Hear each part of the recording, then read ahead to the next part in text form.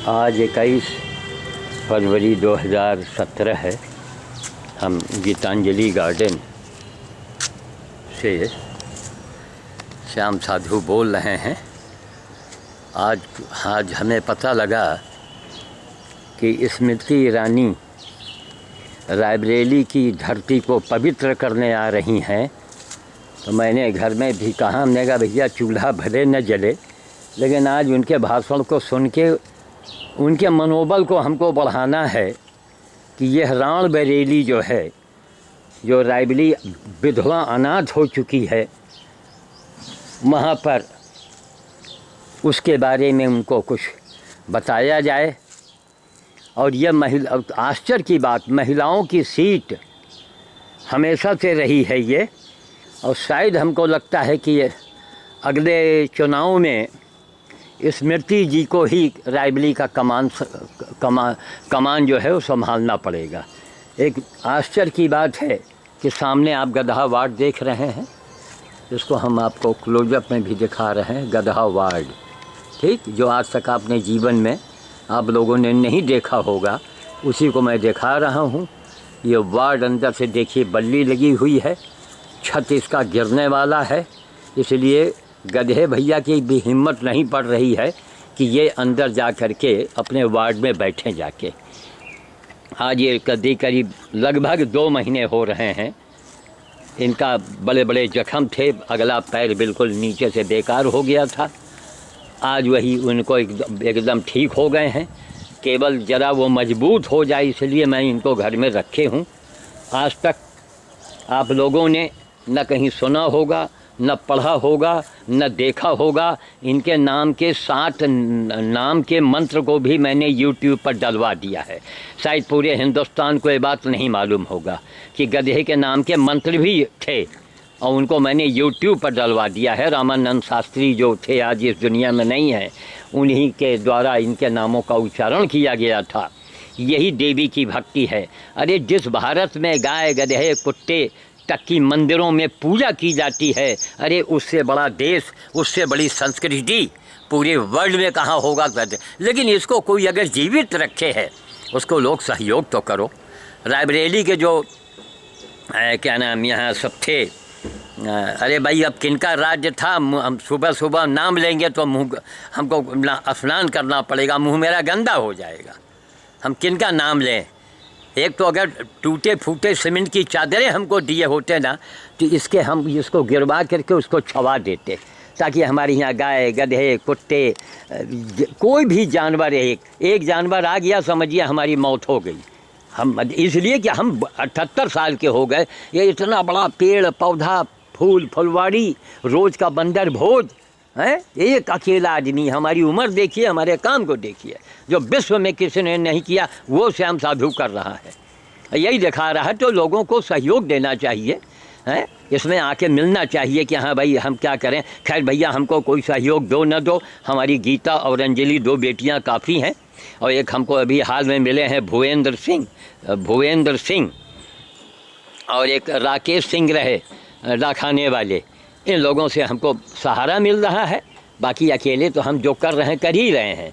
तो हमारा कहने का मतलब ये है कि भैया स्मृति ईरानी जी से एक निवेदन है कि इस वीडियो को देखने के बाद, हे देवी, ये महिलाओं की सीट हमेशा ये मतलब एक नारियों की थी, लिहाजा हमको बड़े अच्छे आसार नज़र आ रहे हैं आगामी चुनाव के लिए। और दूसरी बात कि कल जो इलाहाबाद में 20 फरवरी को जो मोदी जी का ऐतिहासिक भाषण हुआ है, अरे इसको तो घर घर दिखाया जाए, बार बार दिखाया जाए।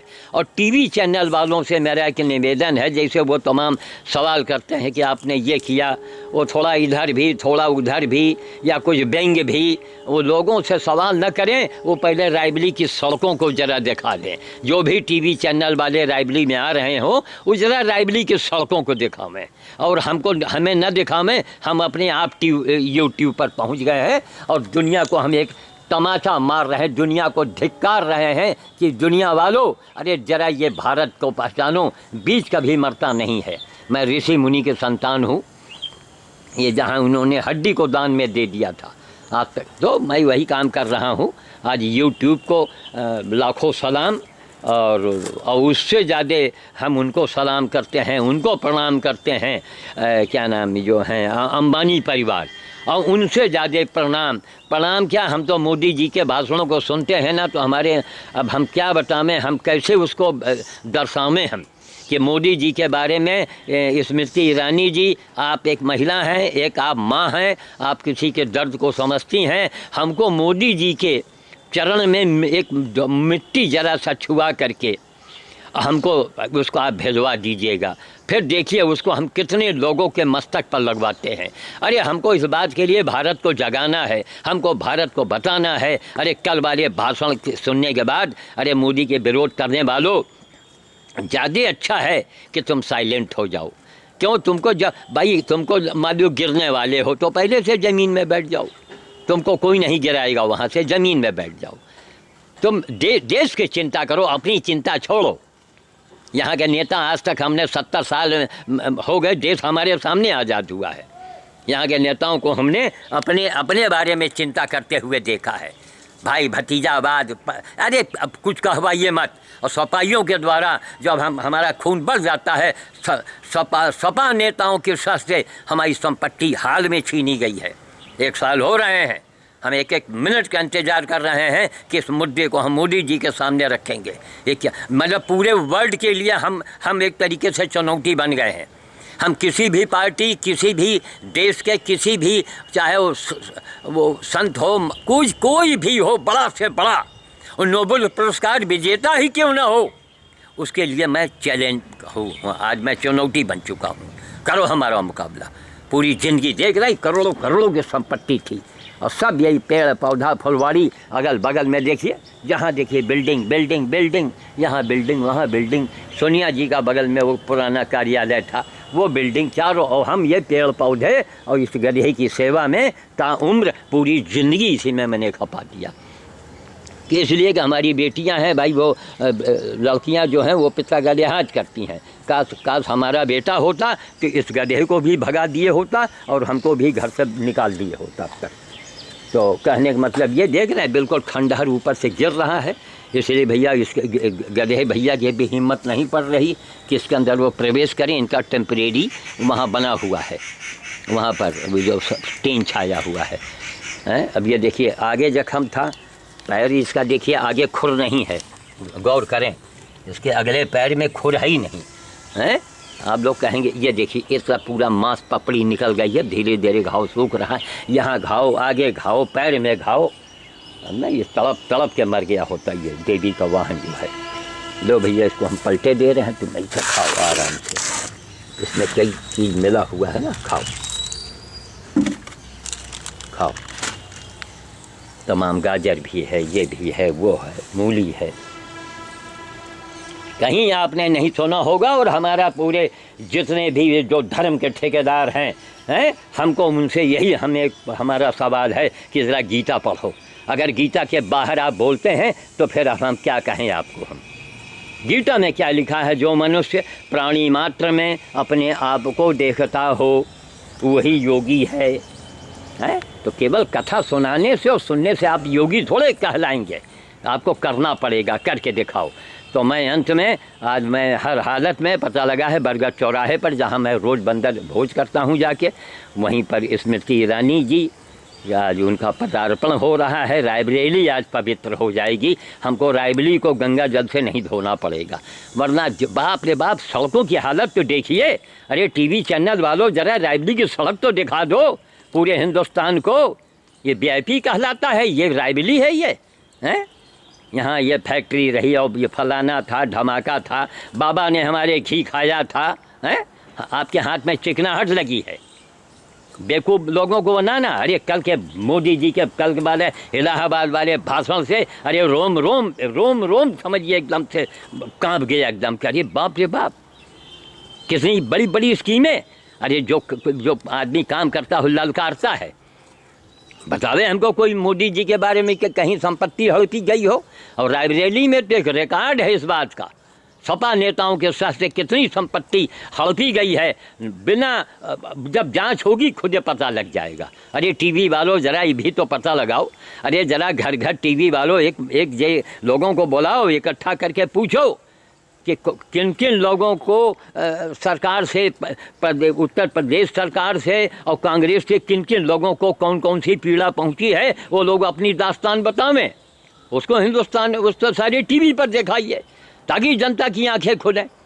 आरोप प्रत्यारोप, आरोप प्रत्यारोप। अरे मोदी जी के भाषण के बाद हम तो कहते हैं कि भैया अगर वास्तव में आप हिंदुस्तानी हैं, अगर आप देशभक्त हैं, साइलेंट हो जाइए, साइलेंट हो जाइए, बेशर्मी को मत उजागर कीजिए, मैंने ये किया, मैंने वो किया। अरे जनता बोलती है क्या किया है आपने, जनता बोलेगी और जात का बाहर का आदमी बोलेगा।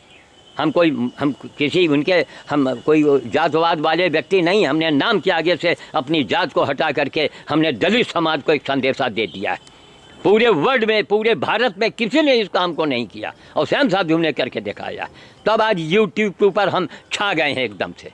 जो हमारे सवालों के जवाब, नेता बन गए, करोड़ों रुपया कमा लिया, अरबों रुपया कमा लिया। आज मोदी जी में सच्चाई ना होती, ये नोटबंदी वाला क्या वो मतलब काम करते हैं भाई। वो शीशे के घर में वही ढेला फेंकता है ना जिसके शीशे के घर ना हो।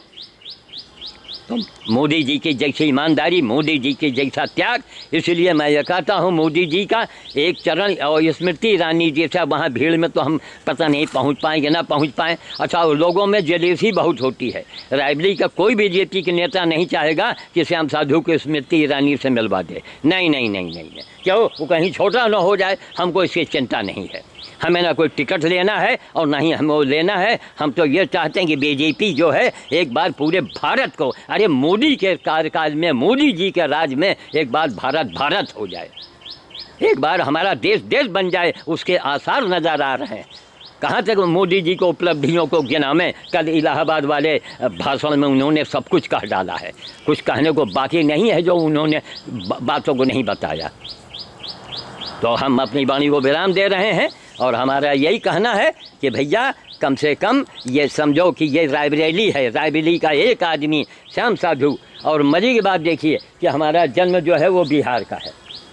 तो एक बात और आपको थोड़ा अंत में मैं दो शब्द कह के मैं हंसा दूंगा कि बिहारी सब पर भारी, एक कहावत आपने सुनी होगी। हालांकि बिहार में जो गलतियां लोगों ने किया है और मुल्तान में सब घोड़े तो होते नहीं हैं, सब गधे भी होते हैं।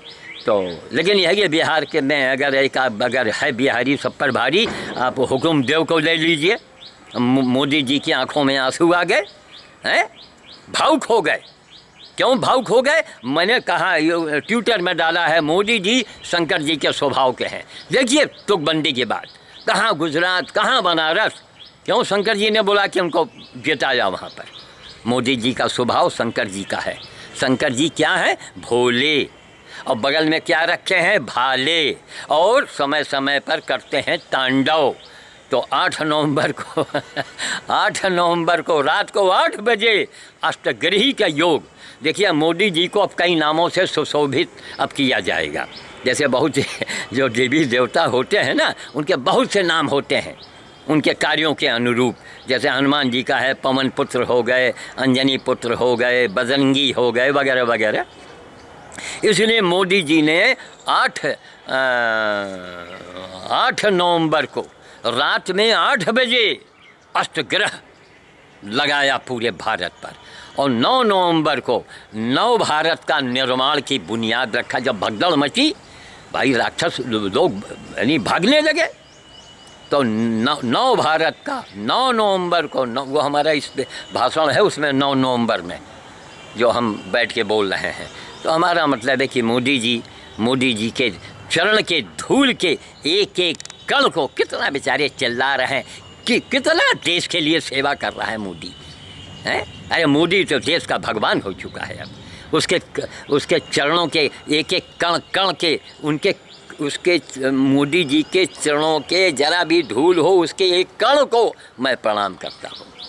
ये भी देश के इतिहास की पहली घटना है। मैं पूरे विश्व को चैलेंज करता हूँ कि अगर हमसे ज़्यादा कोई मानवतावादी पैदा हुआ हो, हमसे ज़्यादा किसी ने धर्म के ऊपर काम किया हो, वो सामने आवे। पूरे वर्ल्ड को मैं चैलेंज करता हूँ। काम किया है, हमारे पास रिकॉर्ड रखा हुआ है, लेकिन मोदी जी की महानता के सामने हमारे मस्तक झुक जाते हैं। क्यों? देश से बड़ा कुछ नहीं है। देश से बड़ा ना भगवान है, ना मंदिर है, ना पंडित है, ना पठान है, कोई नहीं है। देश महान, देश बड़ा है। मोदी जी ने जो देश के लिए काम किया है, अरे मोदी तेरे चरणों के एक एक कण को अगर कोई माथे में लगा ले वो धन्य हो जाएगा।